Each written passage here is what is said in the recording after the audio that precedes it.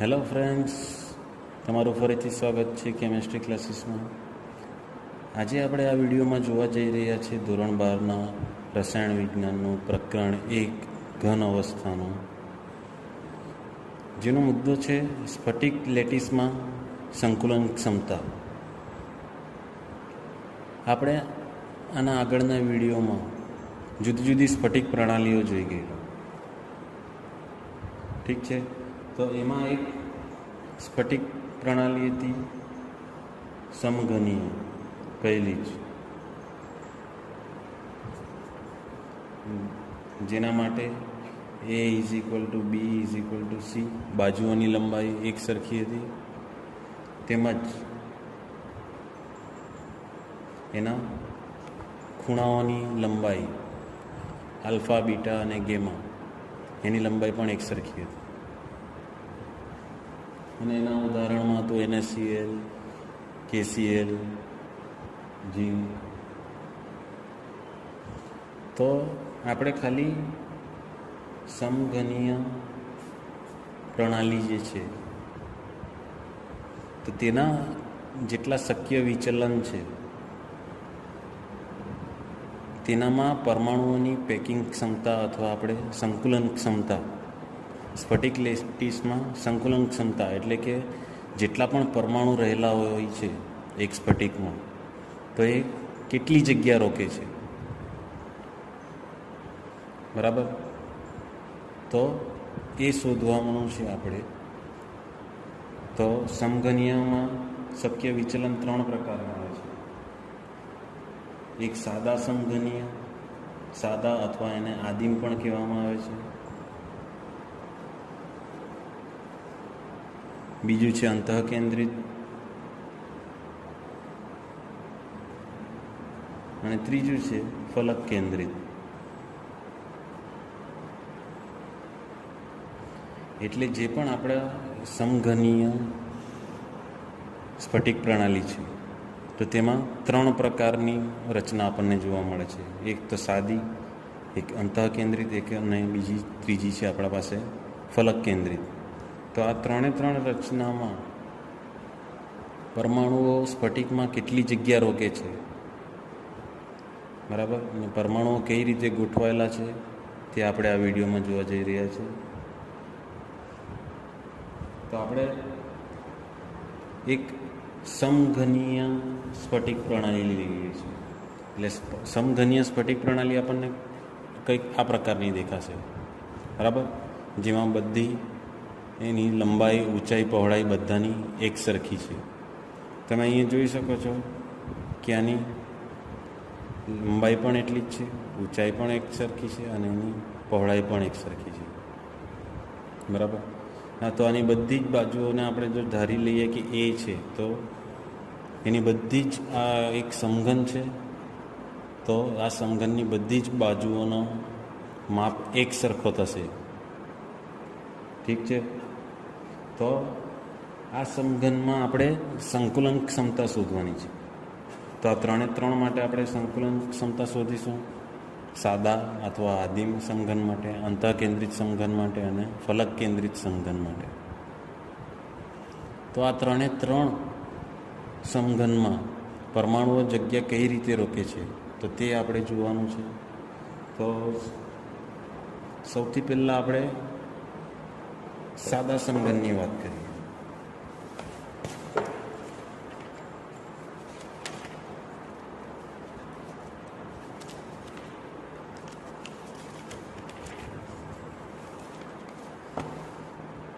તો સૌથી પહેલું આપણા પાસે છે સાદો અથવા આદિમ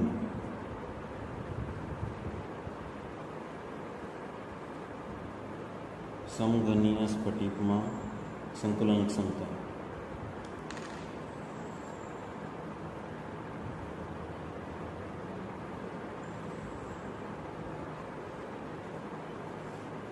ઠીક છે, સાદા સમઘનીય સ્ફટિકમાં સંકુલન ક્ષમતા. તો સાદો સમઘન કેવો આવશે સ્ફટિક, હમણાં તમને બતાવ્યું. તો એને આપણે દોરવું હોય તો આપણને કંઈક આ રીતે દેખાશે.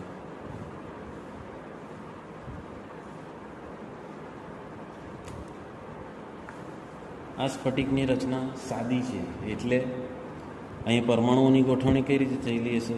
બધા ખૂણાઓ પર એક એક પરમાણુ, એટલે આ 1 2 3 4 5 6 7 અને 8. તો સાદા સમઘનીય સ્ફટિકમાં આ એકમ કોષ છે સાદા સમઘનનો.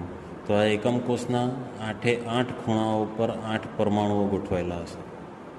તો એ 8 પરમાણુઓનો કેટલો ભાગ એ આ એકમ કોષની અંદર હશે? તો એના માટે આપણા પાસે એક એક્ઝામ્પલ છે. જુઓ, આ આપણને એકમ કોષ આપેલો છે. આવા ઘણા બધા એકમ કોષ એકબીજા સાથે ભેગા થઈને સ્ફટિક લેટીસ રચે છે. આ સ્ફટિક લેટીસની રચના છે. તો આ સ્ફટિક લેટીસમાં કોઈ પણ એક અણુ, પરમાણુ કે આયન હોઈ શકે, જે એક બિંદુ હોય છે તેનું. ઠીક છે. તો આવા ઘણા બધા બિંદુઓ આવેલા હોય છે અને તેનો નાનામાં નાનો એકમ આપણો એકમ કોષ છે. તો આ એકમ કોષ આપણે સાદા ઘન લેવાનો છે. તો એક સાદો ઘન છે અને એક અંતઃકેન્દ્રિત છે અને ત્રીજો છે ફલક કેન્દ્રિત. તો સમઘનીયમાં 3 આવે છે. ઠીક છે. તો આપણે સૌથી પહેલાં લઈએ છીએ આ સાદો અથવા આદિમ સમઘનીય એકમ કોષ. તો એમાં 8 ખૂણાઓ રહેલા હોય છે, જે તમને જોવા મળે છે. તો 8 ખૂણાઓ ઉપર 8 પરમાણુઓ આવેલા હોય છે. તો આ 8 પરમાણુઓનો કેટલો ભાગ અંદરના વિસ્તારમાં રહેલો છે? કેમ કે એકમ કોષ આ આપણી બાજુઓ જે દર્શાવેલી છે, તો એટલી બાજુઓથી જ રોકાયેલો છે.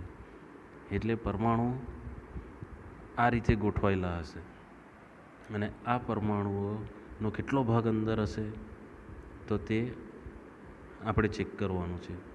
તો આ એની બાજુઓ છે, વચ્ચે જે ચોરસ દર્શાવ્યો છે તે. તો એકમ કોષની અંદરના વિસ્તારમાં કેટલો ભાગ રહેલો હોય છે? તો આ કટ કર્યું છે એમાંથી.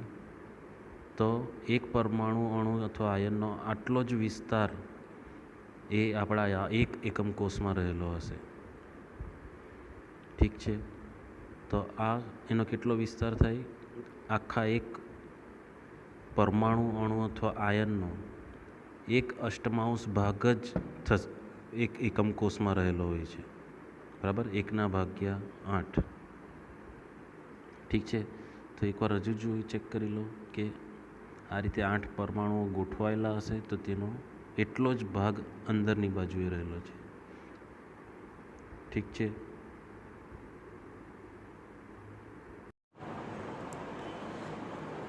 તમે એનિમેશન વિડીયોમાં જોયું તે પ્રમાણે આપણા સાદા અથવા આદિમ સમઘનીય સ્ફટિકની માં આપણા જે આ એકમ કોષ છે, બરાબર, તો 8 ખૂણાઓ પર 8 પરમાણુઓ ગોઠવાયેલા છે.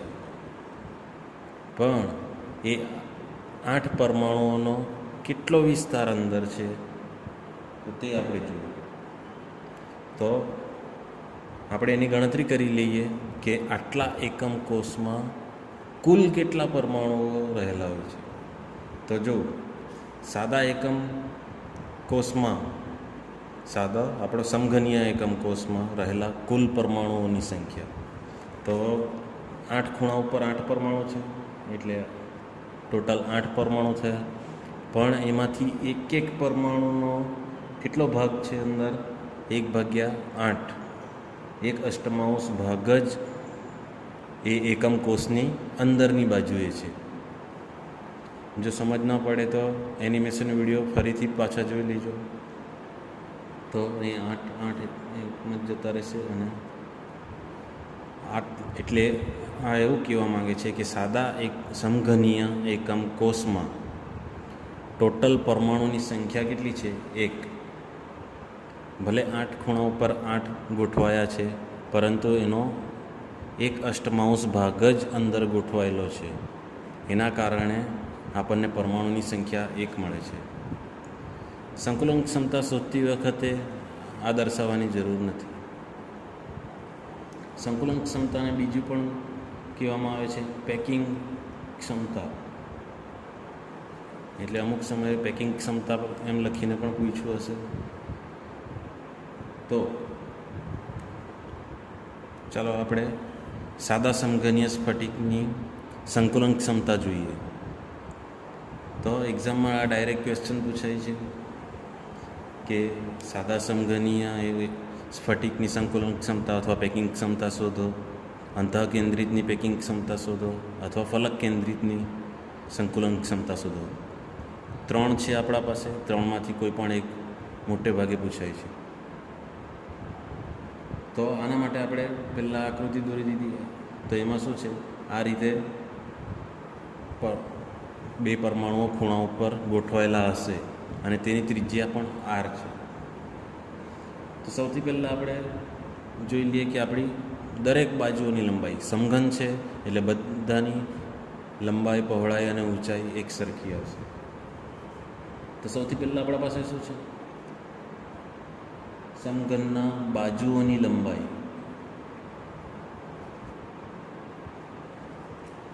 તો બાજુઓની લંબાઈ કેટલી છે? એ બધાની એક સરખી છે. પછી બીજી વસ્તુ છે, આ જેટલા પણ પરમાણુઓ ગોઠવાયેલા છે બધા એક સરખા કદના છે અને બધાની ત્રિજ્યા છે આર. એટલે દરેક પરમાણુની ત્રિજ્યા is equal to small r. ઠીક છે. હવે આ બંને વચ્ચેનો સંબંધ તમે અહીંયા જોઈ શકો છો કે બે પરમાણુઓ ગોઠવાયેલા છે. તો આપણે એવું લખી શકીએ કે આ total A is equal to કેટલા થાય? આ ગોળાની ત્રિજ્યા પણ આર હશે, આ પરમાણુની ત્રિજ્યા પણ આર છે. તો આપણે બાજુની અને આ પરમાણુની ત્રિજ્યા વચ્ચેનો સંબંધ લખી શકીએ. તો એના માટે છે આપણા પાસે કે સમઘનની બાજુઓ અને ત્રિજ્યા વચ્ચેનો સંબંધ.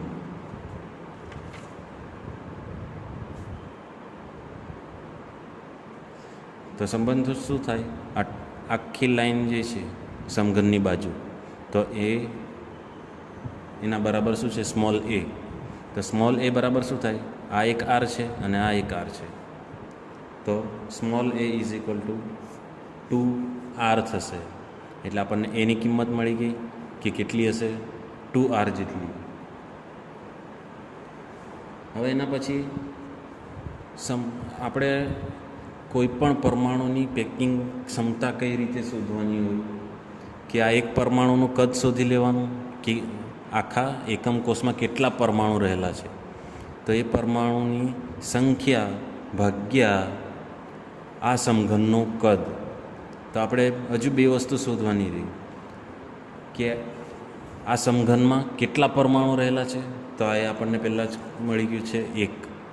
તો એક પરમાણુ અંદર રહેલો છે, બરાબર. તો આ સમઘનનું કદ કેટલું છે, બરાબર.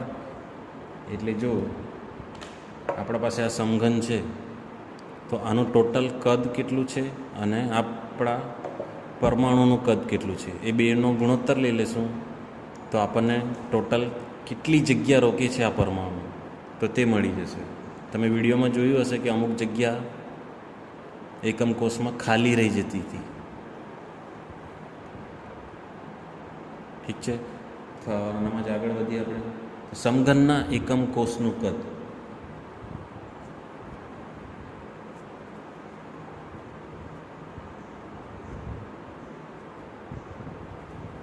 હવે સમઘનના એકમ કોષનું કદ કઈ રીતે શોધી શકાય? લંબાઈ, ઊંચાઈ અને પહોળાઈ. લંબાઈ ગુણ્યા ઊંચાઈ ગુણ્યા પહોળાઈ. તો અહીંયા બધા આપણા એક સરખા જ છે. તો એના બરાબર શું થશે? એનો ઘન. હવે આપણે પહેલાં જ ઉપર શોધી જ રાખ્યું છે કે એ ઇઝ ઇક્વલ ટુ 2r છે. તો એની કિંમત અહીંયા મૂકી દો. તો 2rનો ક્યુબ. હજુ એનું આગળ સાદું રૂપ આપીએ તો શું થશે? 8r cube. તો આ થઈ ગયું આપણા પાસે સમઘનના એકમ કોષનું કદ, બરાબર. એટલે આ આપણો જે પણ આખો સમઘન છે એનું કદ, કુલ કદ છે. તો એ કેટલું છે? એને આપણે નંબર આપી દઈએ ફર્સ્ટ, 8r ક્યુબ. હવે આપણે એ શોધવાનું છે કે અંદર રહેલા પરમાણુઓનું કદ કેટલું છે, ને એનો આની સાથે ગુણોત્તર લઈ લેશું એટલે આપણને ટોટલ પર્સન્ટેજ મળી જશે.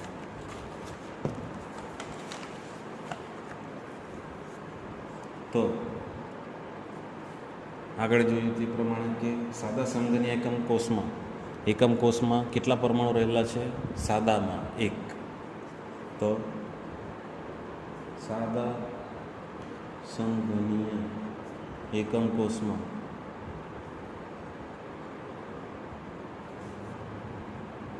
કુલ 1 પરમાણુ રહેલો છે. બરાબર, એક જ પરમાણુ છે, એ આપણે શોધી કાઢ્યું છે. તો તેના દ્વારા રોકાયેલું કદ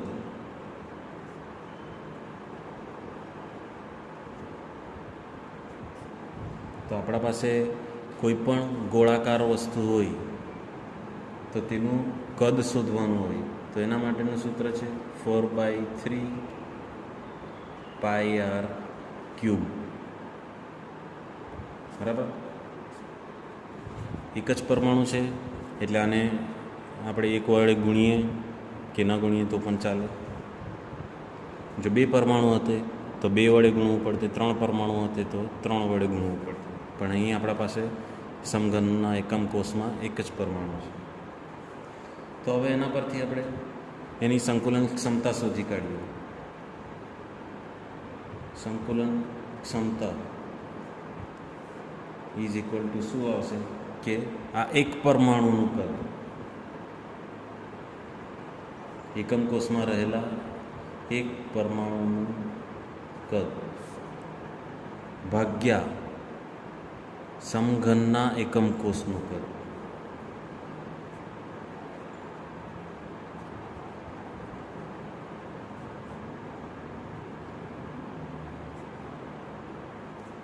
બરાબર, પરમાણુનું કદ અને સમઘનનું કદ એ બેનો ગુણોત્તર કરી લઈશું ને એના ગુણ્યા 100 કરીશું એટલે આપણો પરમાણુ કેટલા ટકા જગ્યા રોકે છે તે આપણને ખબર પડી જશે.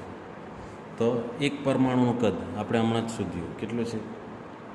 4/3πr³. બરાબર, 3 છેદમાં છે એટલે ડાયરેક્ટ છેદમાં લખી દીધા છે. ને એકમ કોષ આપણા સમઘનનું કદ કેટલું છે જે આપણે આગળ શોધ્યું 8r³. ઠીક છે, તો એની કિંમત આપણે મૂકી દઈએ ઇન્ટુ 8r³ ગુણ્યા 100. બરાબર, r³ કેન્સલ. તો આગળ શું આવશે? 4 ગુણ્યા પાઈની કિંમત મૂકી દો 3.14 ભાગ્યા 3 ગુણ્યા 8 ગુણ્યા 100. બરાબર, તો આ આખાનું સાદુરૂપ આપતા આપણો આન્સર આવશે 52.36%. હવે એને પણ રાઉન્ડ ફિગરમાં ફેરવવું હોય તો 52.4%. એટલે તમને પૂછવામાં આવે કે આપણા સાદા સમઘનીય એકમ કોષમાં પેકિંગ ક્ષમતા કેટલી છે તો 52.4. આ છે આપણો આન્સર. ઠીક છે, એકવાર ફરીથી જોઈ લઈએ.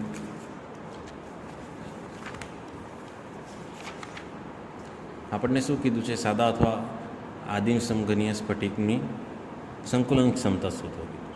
તો આપણા પાસે આ સાદો સમઘન છે, બરાબર, તેની 8 ખૂણાઓ પર 8 પરમાણુઓ રહેલા છે. ઠીક છે, તો એ 8 પરમાણુ કેટલી જગ્યા રોકે છે? 1 અષ્ટમાંશ.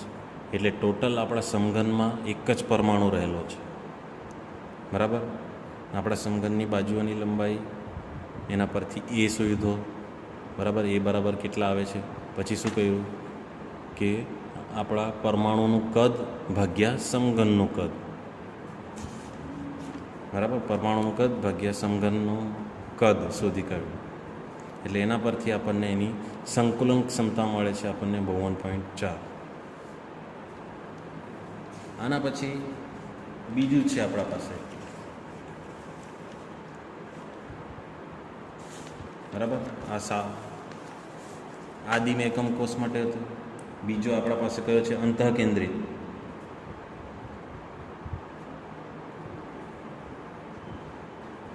અંતઃકેન્દ્રિત સમઘનીય રચનામાં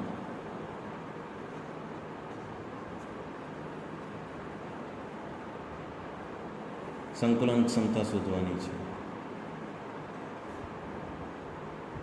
અથવા પેકિંગ ક્ષમતા. હવે અંતઃકેન્દ્રિત સમઘન તમને આગળના વિડીયોમાં બતાવ્યું છે.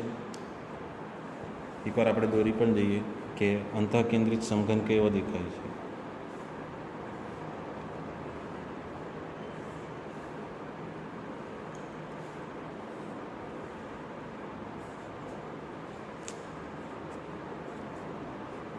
બરાબર. તો આ એક સમઘન છે. તો એના 8 ખૂણાઓ પર એક પરમાણુ રહેલો હોય છે.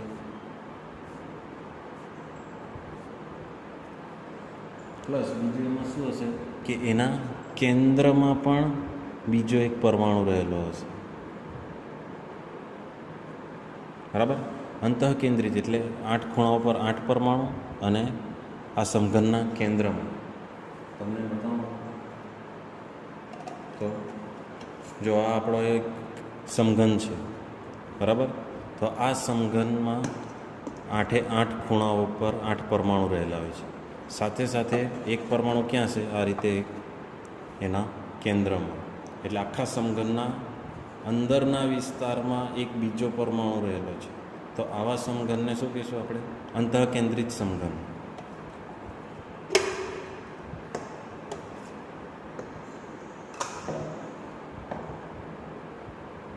હવે જો આપણા અંતઃકેન્દ્રિત સમઘનમાં માટે તો આપણને આ અંદરના પરમાણુની પણ ગણતરી કરવી પડશે. તો એના માટે આપણે એક વિકર્ણ દોરીએ જે પાછળના છેડાથી થઈને આગળના છેડા પર આવે. એટલે આ એક વિકર્ણ છે, બરાબર. અને બીજા પરમાણુ ક્યાં છે? એક અહીંયા છે અને એક આ તરફ છે.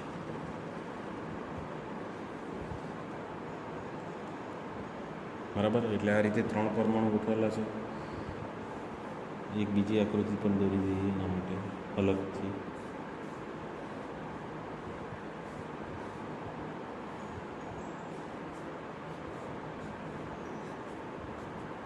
બરાબર. 8 ખૂણા પર 8 પરમાણુ અને આ એક વિકિરણ ઉપર બીજો એક પરમાણુ રહેલો હશે.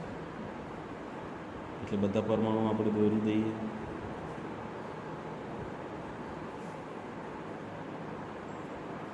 બરાબર. આ રીતે ગોઠવાયેલા હશે.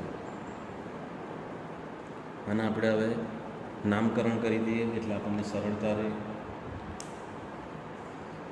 તો તમે અહીંયા ABCD ગમે ત્યાંથી આપી શકો છો, ABCD. પણ પછી તમારે ત્રિકોણ બદલાવાના છે. એવી જ રીતે અહીંયા EF G અને H. બરાબર. તો આપણે આ એક વસ્તુ. તો આ વિકિરણને આપણે ધારો કે C કહી દઈએ. તો આ આપણો વિકિરણ છે C. તો હવે આપણે આ C પણ શોધવાનો છે અને એની બાજુની લંબાઈ A પણ શોધવાની છે. બરાબર છે. તો એ શોધવા માટે આપણે અહીંયાથી બીજો એક ત્રિકોણ દોરવો પડશે, જેને આપણે નામ કહી દઈએ B. બરાબર. એટલે આપણે આ C શોધવા માટે B પણ શોધવો પડશે અને એના પછી A પણ શોધવાનું છે. તો એના માટે શું કરીશું આપણે?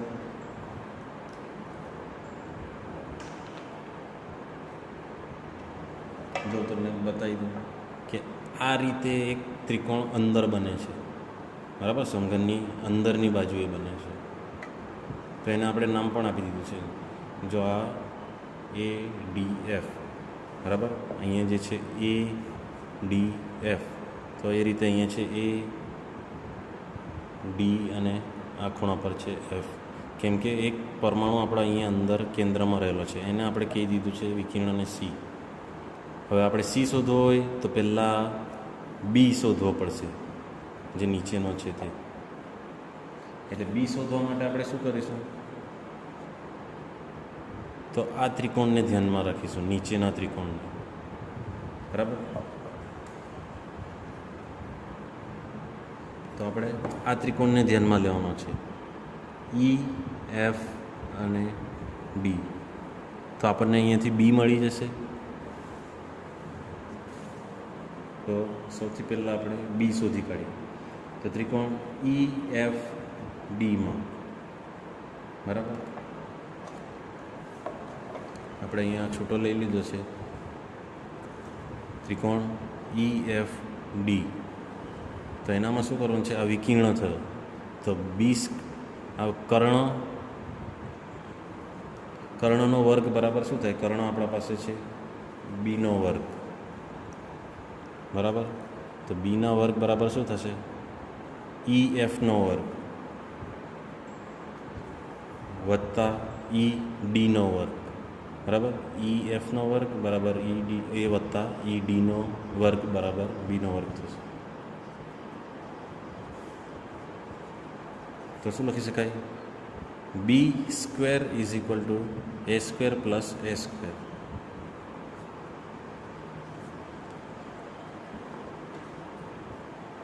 બરાબર છે. તો આને શબ્દરૂપ આપો, b square is equal to 2a square થાય. હવે આનો વર્ગ દૂર કરવા વર્ગમૂળ લેવું પડે, તો બી ઇઝ ઇક્વલ ટુ √2a. સમીકરણ નંબર 1 આપી દો. એટલે હવે આપણને આ નીચેની બાજુનો બી મળ્યો છે. તો હવે એના પરથી આપણે સી શોધી કાઢીએ. તો એના માટે આપણે આ વચ્ચેનો ત્રિકોણ લઈશું, બરાબર. તો આ સી ઇઝ ઇક્વલ ટુ શું થશે, એ સ્ક્વેર પ્લસ બી સ્ક્વેર. તો હવે આપણે ત્રિકોણ લેવાનો છે, ત્રિકોણ એ ડી એફમાં શું થશે, c square is equal to a square plus b square, બરાબર. સી સ્ક્વેર બરાબર શું થશે, b a square plus b square. તો એ સ્ક્વેર આપણા પાસે એમના એમ જ છે, બી સ્ક્વેર બરાબર આપણે પર શોધી કાઢ્યા છે, કેટલા છે, 2a સ્ક્વેર. તો એના માટે કેટલા થશે, હવે 2a square plus a square is equal two 3a square. હવે સ્ક્વેર દૂર કરવા માટે વર્ગમૂળ લેવું પડશે. તો c is equal two √3a, બરાબર. એટલે આપણને હવે આ સીની વેલ્યુ પણ મળી ગઈ છે. તો એના પરથી આપણે હવે એ શોધી કાઢીએ, બરાબર. આપણને પહેલાં બી શોધ્યો, પછી આ સી શોધી કાઢ્યો. હવે એના પરથી આપણે એની કિંમત મૂકી દઈશું. તો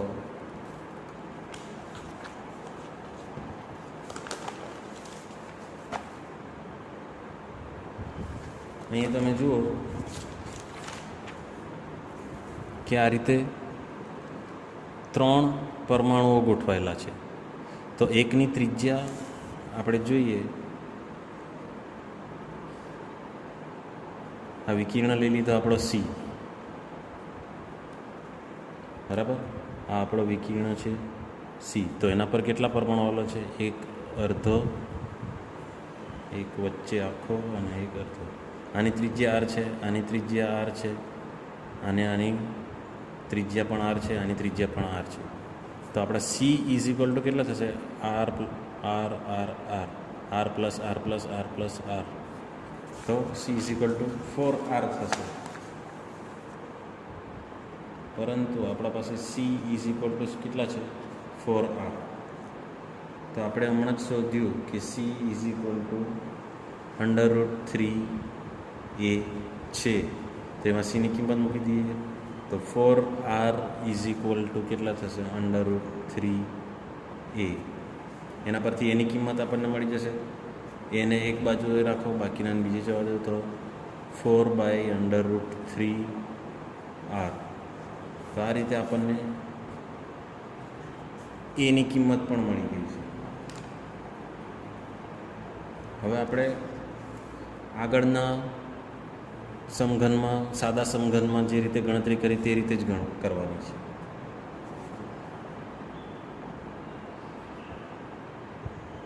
તો શું છે આપણા પાસે? અંતઃકેન્દ્રિત ઘનમાં કુલ પરમાણુની સંખ્યા કેટલી છે? અંતઃકેન્દ્રિત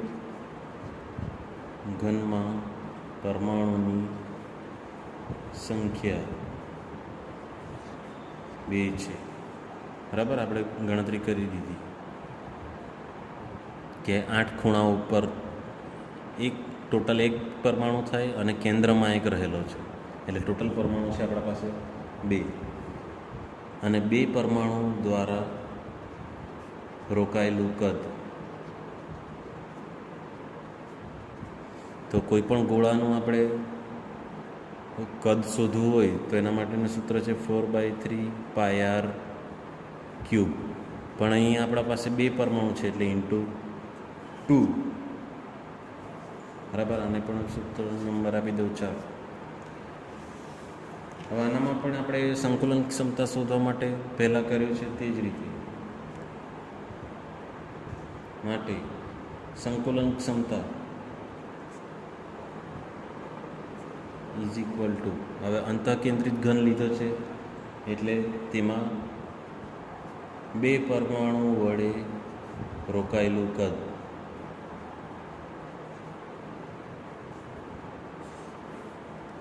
બરાબર ભાગ્યા આપણા સમઘનનું કદ.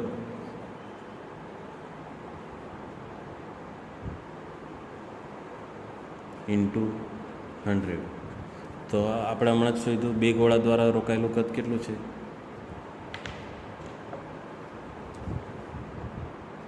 4/3πr³ × 2.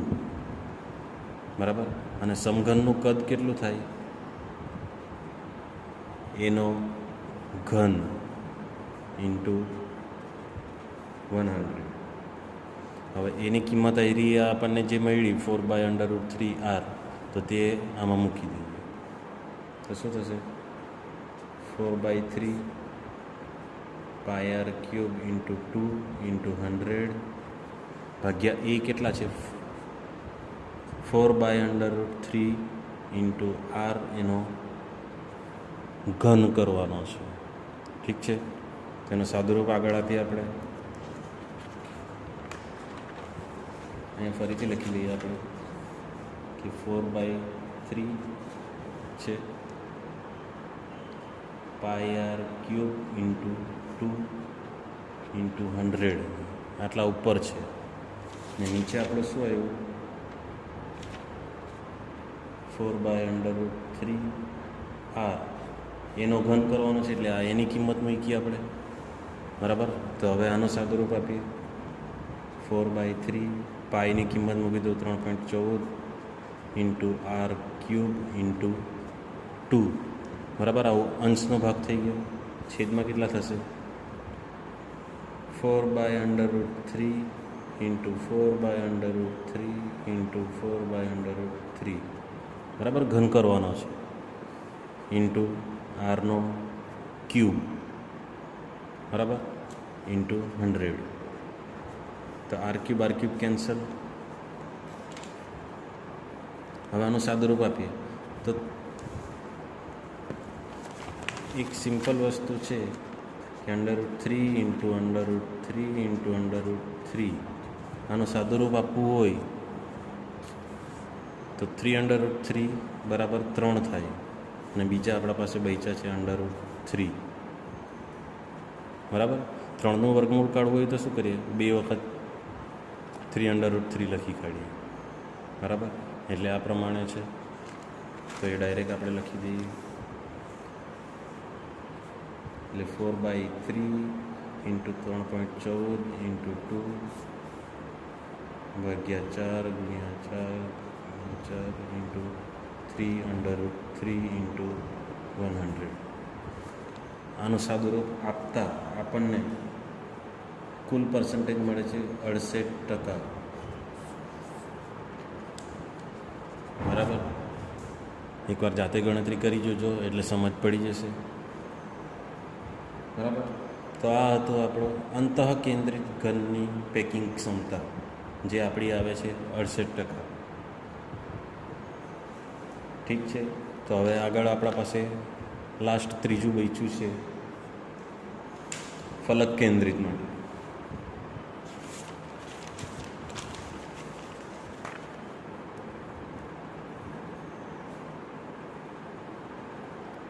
ફલક કેન્દ્રિત ઘનની પેકિંગ ક્ષમતા.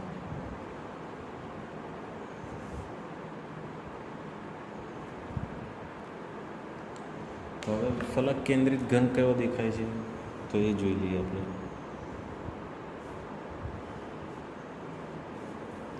આપણો મૂળ સાદો સમઘન છે. બરાબર. આપણે સમઘનીય માટે કરીએ છીએ એટલે બધા આ પ્રકારનો સમઘન છે. 8 ખૂણા ઉપર એક પરમાણુ ગોઠવાયેલો છે. બરાબર. એટલે ટોટલ એમાંનો પરમાણુ કેટલા થશે ખૂણા ઉપરના, એટલે ખૂણા પરના પરમાણુ ટોટલ થયા 1 પ્લસ. હવે શું છે કે ફલક કેન્દ્રિત ઘન, એટલે ફલક કેન્દ્રિત ઘન કેવો હોય કે બાજુઓ પર એક પરમાણુ ગોઠવાયેલો હોય. એટલે આ જે આપણી સમઘન છે, બરાબર, તો આ સમઘનની બાજુઓમાં પરમાણુ ગોઠવાયેલો હશે. એટલે એમાં પરમાણુ અડધો ભાગ અંદર હશે, અડધો ભાગ બહારની બાજુએ હશે. એટલે આ પ્રકારે બધી બાજુઓ પર એક પરમાણુ ગોઠવાયેલો હશે. તો આપણે ટોટલ બાજુઓ કેટલી છે અહીં? આ સમઘનની 4 બાજુઓ, બરાબર, એક ઉપર અને એક નીચે, એટલે ટોટલ થઈ 6. આપણે આની ગણતરી ફરીથી સાઈડ પર લખી કાઢીએ તો જો 8 ખૂણાઓ પરના પરમાણુઓ, બરાબર, 8 × 1/8 વત્તા, હવે કેટલી બાજુઓ છે આપણા સમઘનની? 6 બાજુઓ છે. તો 6 બાજુઓ પર એક પરમાણુ ગોઠવાયેલો છે. એટલે 6 બાજુઓ પરના 6 પરમાણુઓ, ને 6 પરમાણુનો કેટલો ભાગ અંદર હશે? ખાલી અડધો જ, એટલે 1/2. એટલે તમે અહીંયા જોઈ શકો છો કે જો સમઘનના અંદરની બાજુએ અર્ધ ભાગ છે અને અડધો ભાગ સમઘનની બહારની બાજુએ છે. બરાબર. એટલે 6 પરમાણુ છે 6 બાજુઓ પર, પણ એનો કેટલો વિસ્તાર રહેલો છે? 1/2 જ, અડધો જ વિસ્તાર અંદર છે. આનું સાદુરૂપ આપીએ તો 8 કેન્સલ, એટલે 8 ખૂણાઓ પરના થઈ ગયા એક પરમાણુ પ્લસ 3 × 6, એટલે ટોટલ પરમાણુ થશે આપણા પાસે 4. એટલે જ્યારે પણ વાત આવે કે ફલક કેન્દ્રિત ઘનમાં કુલ પરમાણુની સંખ્યા કેટલી છે, તો એ છે આપણા પાસે 4. બરાબર. ફલક કેન્દ્રિત ઘનમાં પરમાણુની સંખ્યા ટોટલ કેટલી થઈ? 4. હવે આપણે સંકલન ક્ષમતા શોધવા માટે આની આકૃતિ ફરીથી દોરી લઈએ. હવે ફલક કેન્દ્રિતમાં પરમાણુ બાજુઓ ઉપર છે, એટલે જે રીતે અંતઃ કેન્દ્રિતમાં આપણે વિકર્ણ દોરતા હતા તે રીતે જ આમાં પણ દોરવો પડશે. તો આપણે નામ આપી દઈએ A, B, C અને D. બરાબર. અને પણ આપવું હોય તો આપી દો E, F, G અને H. બરાબર. તો હવે બાજુઓ માટે લેવા માટે આ A ને C ને જોડી દો. તો અહીંયા એક પરમાણુ છે, બાજુઓ પર એક પરમાણુ છે, ને એક છે પરમાણુ આ ખૂણાઓ ઉપર. બરાબર. અને આપણે નામ આપી દઈએ સ્મોલ b.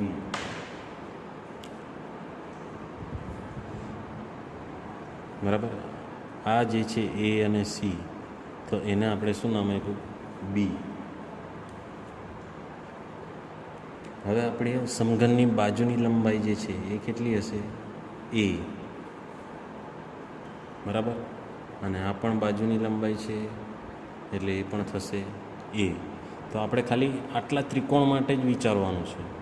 તો આપણે સૌથી પહેલાં બી શોધી કાઢીએ. કાટખૂણો છે, કાટકોણ ત્રિકોણ થાય છે એટલે શું કરીશું? B square is equal to a square plus a square.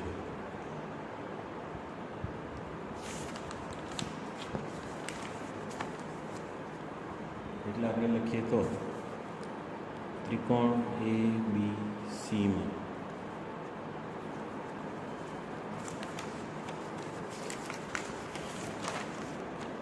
બરાબર આપણે આ ત્રિકોણને ધ્યાનમાં રાખવાનો છે. તો ત્રિકોણ એ બી સીમાં શું થાય? કર્ણનો વર્ગ એટલે કર્ણ છે આપણા પાસે આ રહ્યો બી બરાબર a square plus a square is equal to 2a square થશે. હવે બીનો વર્ગ દૂર કરવો હોય એટલે વર્ગમૂળ લેવું પડે એટલે b is equal to √2 into a. બરાબર. આ હવે આપણને બીની કિંમત મળી ગઈ. પણ હવે પાછી આકૃતિને જોયું. આ જે આપણો બી છે તો એમાં પણ એવું જ છે. એક વર્તુળ અહીંયા છે, એક પરમાણુ અહીંયા છે, એક પરમાણુ અહીંયા છે. આની ત્રિજ્યા આર છે, આની પણ ત્રિજ્યા આર હશે. એવી આ પણ ત્રિજ્યા આર થઈ અને આ પણ ત્રિજ્યા આર થઈ. તો ટોટલ આપણો જે બી છે બી, તો બીની કિંમત કેટલી થઈ? B is equal to 4r.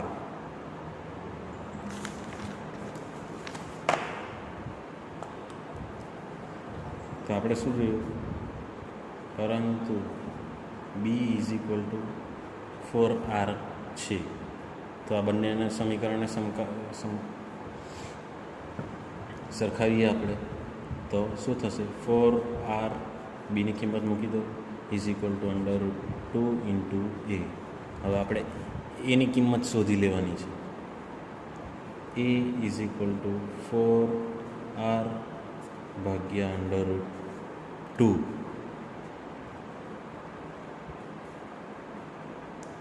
બરાબર. હવે આપણે સંકલન ક્ષમતા શોધીએ તે પહેલાં ટોટલ કેટલા પરમાણુ રહેલા છે? તો આપણા ફલક કેન્દ્રિત એકમ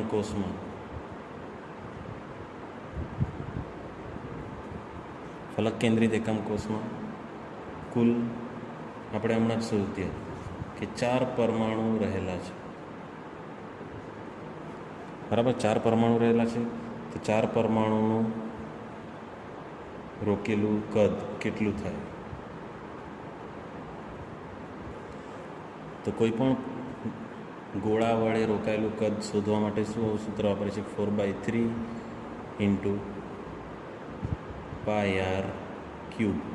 અને જેટલા પરમાણુ હોય તેટલા વડે ગુણી દેવાનું. તો કેટલા પરમાણુ છે? ટોટલ 4. બરાબર.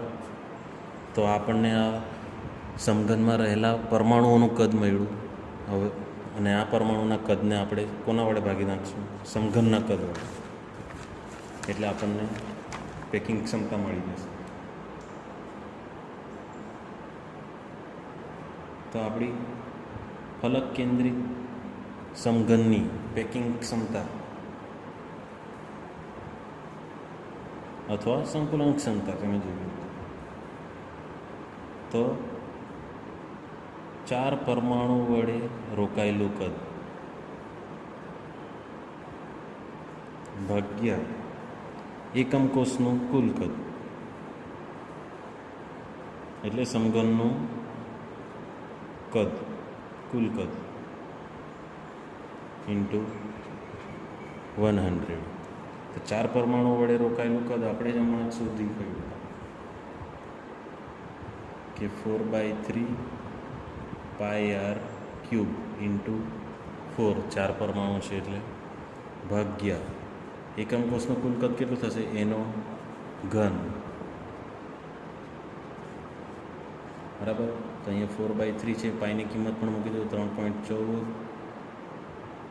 ઇન્ટુ r³ ઇન્ટુ 4 ભાગ્યા, હવે એનો ઘન મૂકવાનો છે તો એની આપણે કિંમત કેટલી મૂકી દીધી 4/√2 ઇન્ટુ r એનો ઘન ગુણ્યા 100. બરાબર. તો આનું સાદુરૂપ આપશો તો આપણો આન્સર આવશે 74%.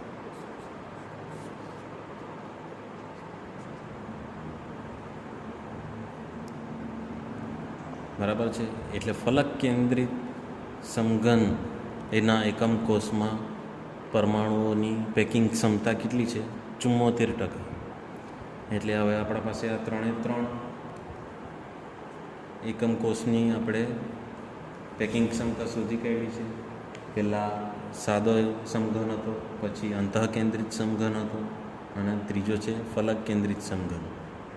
તો આ 3 સમઘનના પેકિંગ ક્ષમતા આપણે શોધી છે. ઠીક છે. તો આજના વિડીયોમાં બસ આટલું જ.